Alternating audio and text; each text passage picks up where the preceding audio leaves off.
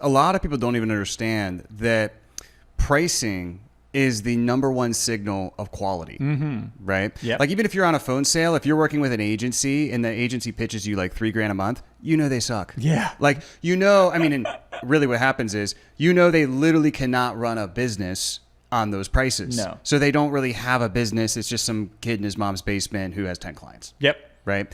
So a lot of times that's how, so because people are like, well, how would pricing go up and my conversion go up?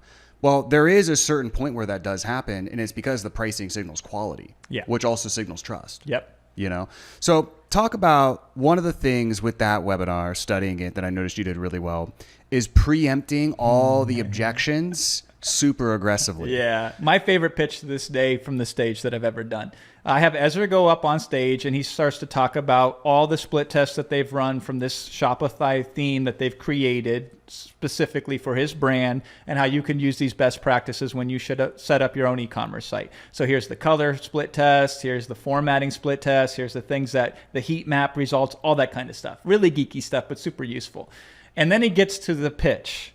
And this was all choreographed in advance, but to this day, people think that this happened spontaneously. Like, he goes, all right, I'm about now. He's like, I'm ready to show you how you can invest in this theme. I got this really cool offer. I want to spend a few minutes talking about it. And as he starts to say that, I knife in from the back and I run up on stage and I look upset. I look pissed off. And I go, Ezra, what are you doing?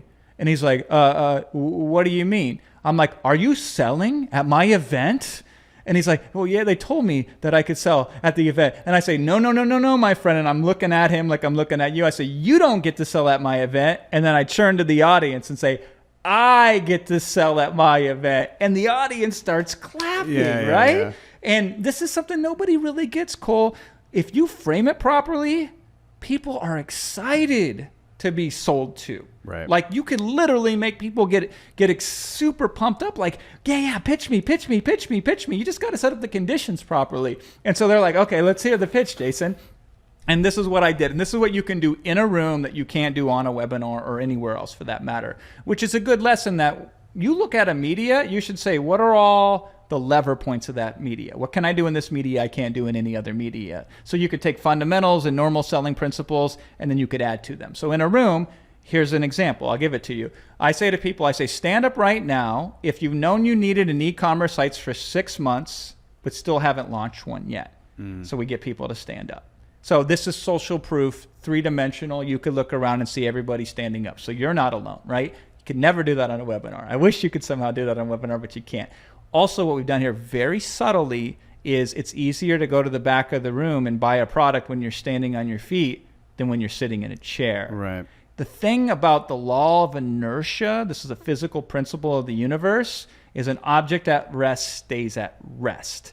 That first step in anything is the hardest step. Getting to the gym is really hard, but once you're there, you tend to just get into the workout, right? But putting on the damn shoes to go to the gym, that's the difficult part. So we remove that little extra sticking point to get them from inert to in motion. So they stand up. And then I take it a step further. I say, stay standing if it's been a year or more since you've known that you need an e-commerce site but haven't launched one yet. If not, sit down. So some people sit down, but others stay standing, okay? And then this is what I close with. I say, I don't know about the rest of you, but those of you standing right now, you need to go to the back of the room immediately and sign up, because I guarantee you that this will be the best money you spend. And they go to the back of the room and they start signing up. So direct commands and telling people exactly what to do in those scenarios and making it easier for them to go to the back of the room and sign up, and using a time close. And this is the easiest thing of all to sell, because basically I'm selling, you are losing so much money. You have lost money forever, and if you don't change that now, you're never going to change that. And so I got the first wave of buyers. So in a room, you typically close in waves. This has been my experience. Not everybody goes at once. And so for the first wave, one of the things I want to point out that you did, they weren't technically losing money, but you framed it as if they were losing money, which is because, and you know, there's a bajillion studies, right? But the loss is twice as painful as the equivalent gain. Yeah, loss aversion. But you literally, I mean, technically they're going to start a Shopify store and make money. Their business is going to go from here to here, right?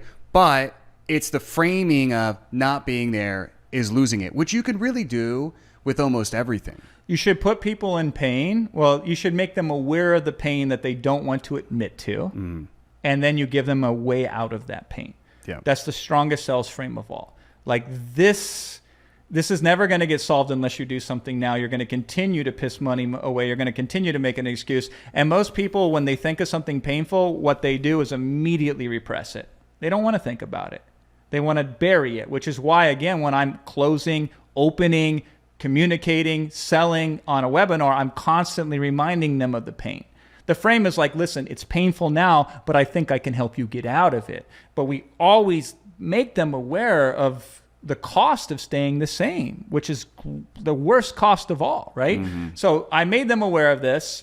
I basically said, and this is such a good frame where I was like, I don't know about the rest of you, but you, I know I can make you money. Right. Like this is risk, so de-risking, right? So they go to the background and buy. And I go, now to the rest of you, let's have a conversation, okay? We got to determine if you should buy this or not. And I use this frame everywhere. When I do all the Q&As on webinars, whenever I'm selling, it's like, we have to make sure you're the right person to buy this. Because if you are, it's going to cost you more money not to buy it. And if you're the wrong person, I don't want you to buy it. But we have to have a discussion to determine if you should buy this or not. So I'm in control. I got to help you make the decision that's good for you. And the problem is you never make fucking decisions in your life. You sit there in the middle, maybe. And so my goal is to get you to a yes or to a no.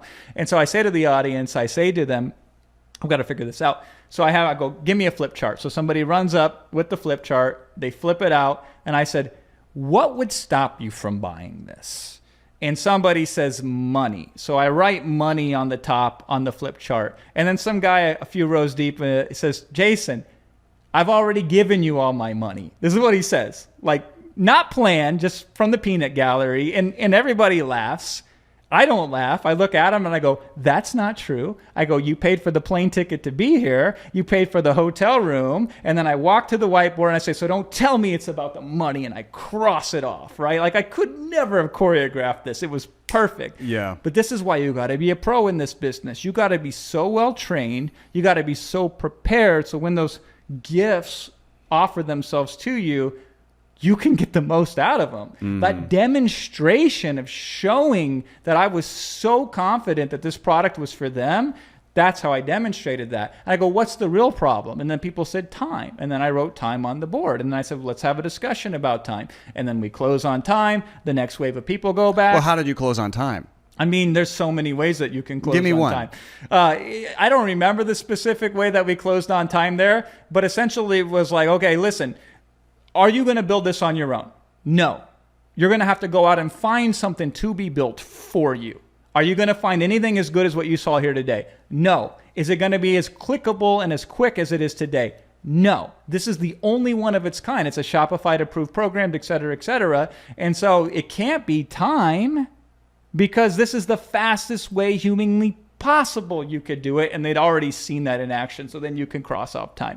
I don't even remember what close we used then, but I could have used any number of time closes. At that point, it really didn't matter. What needs to be done in those situations more than anything, Cole, it's an academic kind of situation. You just got to give people enough time to sit with the decision so they can make it on their own. If you are trying to force them to make the decision, it feels uncomfortable. But if they're sitting there listening, they're going to convince themselves more than you can. If you enjoyed this clip, you can check out the full podcast by clicking on the screen right here to check out the full episode.